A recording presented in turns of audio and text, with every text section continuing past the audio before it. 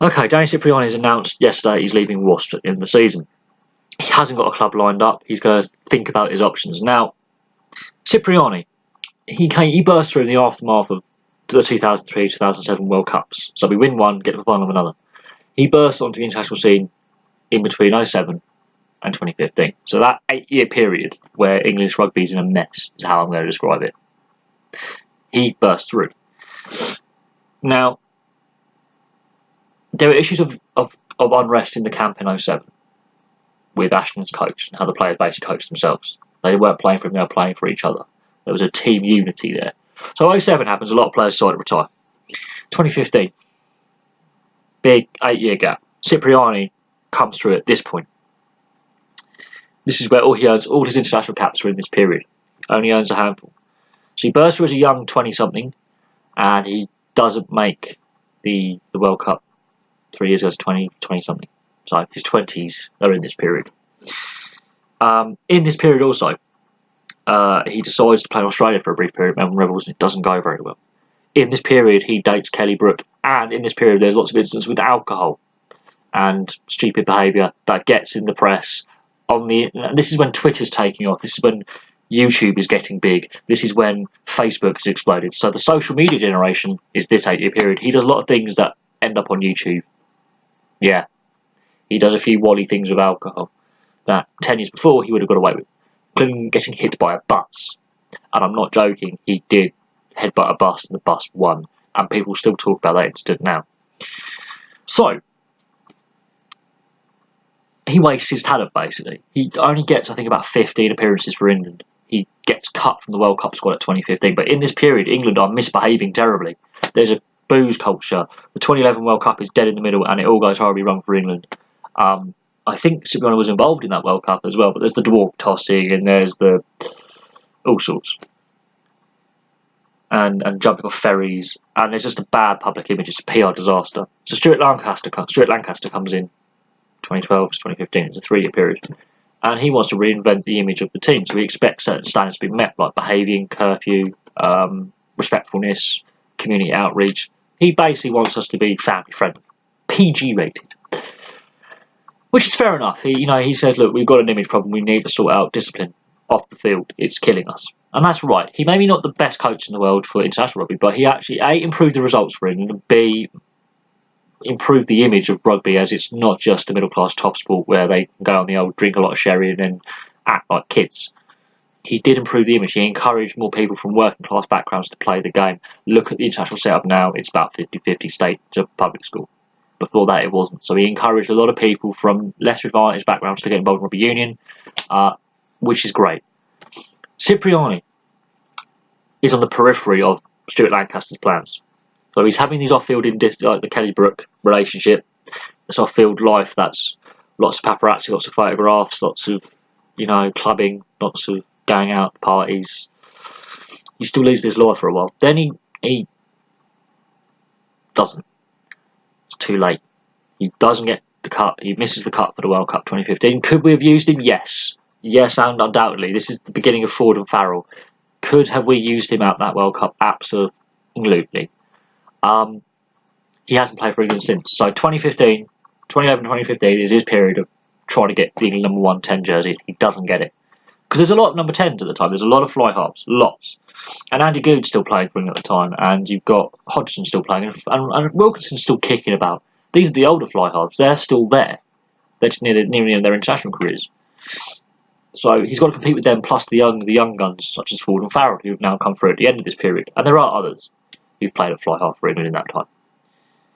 So he doesn't play for England after 2015. Now, Eddie Jones comes in as another disastrous World Cup. So maybe he got away with one. Wasn't on a disastrous World Cup that could have harmed his career and damaged his confidence. Because he's a confidence player as well. And he's a skill player. Eddie Jones is an even harder taskmaster. With Danny Cipriani's past misdeeds, including misbehaving in Australia, Eddie Jones will have known this and gone, right, okay, I expect this of my players. There's a thing called curfew. You regularly breached it in the past. Can I trust you not do it again? Now, I don't know what his form has been like at Wasps. Okay, but there's a reason why these players are getting selected for the national sides. Doesn't matter, because he could have been selected for Italy as well, ironically. He could have chosen to play for Italy. That is the irony behind it. And he probably would have actually been a regular starting 10 for them constantly for the last 10 years. And I'm not saying that to be disrespectful to the fly halves they got now in Allen and Canna, who've come through lately. But before then, he could have been a regular starting fly half. He could have played for Italy. He chose England. Maybe that's to his detriment. He should have probably chosen Italy. He probably would have A, had more international caps, B, probably would have developed his game as a fly half because he's playing more regularly at the same level. And the Italian side might have improved because of it, but we'll never know. Anyway, getting off track. Eddie Jones obviously hasn't selected him for several reasons. One, his past misdeeds will be on his book, his tick sheet, right, this guy's misbehaved a lot. But then a lot of guys in the setup, including Dylan Hartley, have misbehaved a lot as well. So it's sort of like, okay, right, let's have a look at what he's like in training then. Let's talk to other members of the backroom staff or teammates who played with him before. What's he like in training? Does he put 110% in like I expect you guys to? Then, how consistent is he in his play? Can he consistently play at the same tempo every game? If it's 60 minutes or 8 minutes, can he consistently play at that tempo for the entire time? So consistency, big one. He's not consistent enough, clearly. Now, I'm not saying that to knock him for playing at Wasps and Wasps being a decent side for the last forever. They are a production of great, talented players. But is he consistent enough? There you go. Is he consistent enough? Is he injury-free enough? Does he have fitness? Because club rugby to international rugby is a big step up. Is he fit enough to play at international level? Is he consistent enough to play? And is he disciplined enough to play? And in the past, he's been injured a lot. In the past, he's not been consistent in his play. And in the past, he's not been focused. There you go. He has wasted his talent. He's still an undoubtedly great player. And he will go down as he has been representing his country. He's been at one of the best fly halves in this country because he's got the jersey to prove it. When you get named in an international squad, you are basically saying, I'm one of the best 30-odd players in the country, and I'm one of the best at my position in the country on that given day. Because I'm fit enough, and I'm, bang, that one day, those caps he's received, he was first or second best fly half in the country at the time, for that given day. So, he has been one of the best fly halves this country's ever produced, but he hasn't produced it enough. On his day, he is brilliant. But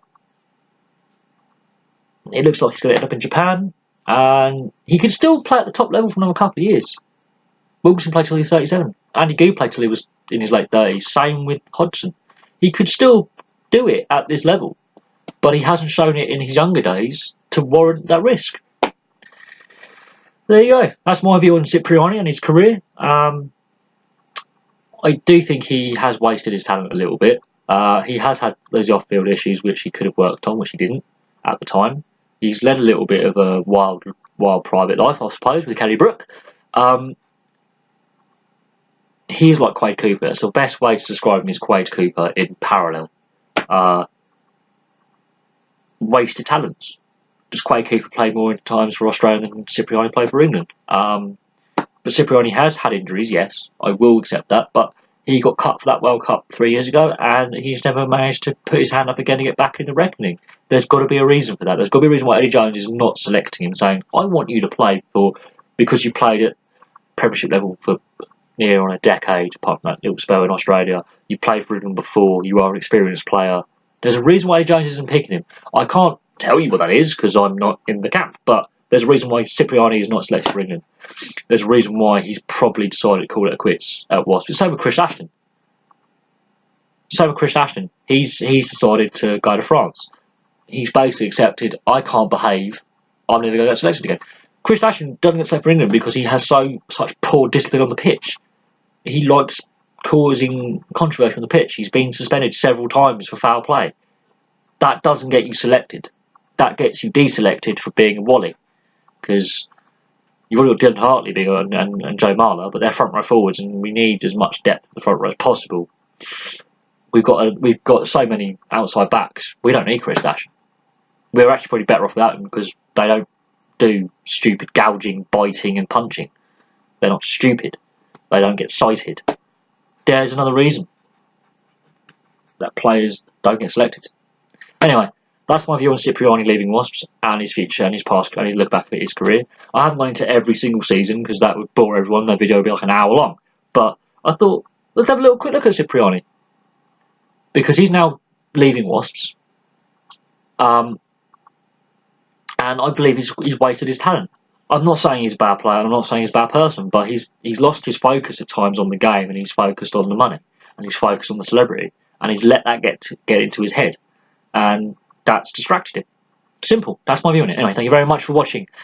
Please like and subscribe. Place the comments below. I will have some more videos for you soon. I do apologise for not having any videos the last couple of days, but the Winter Olympics has been A, in the middle of the night, and B, a lot of the events that I was hoping to see have been cancelled or delayed.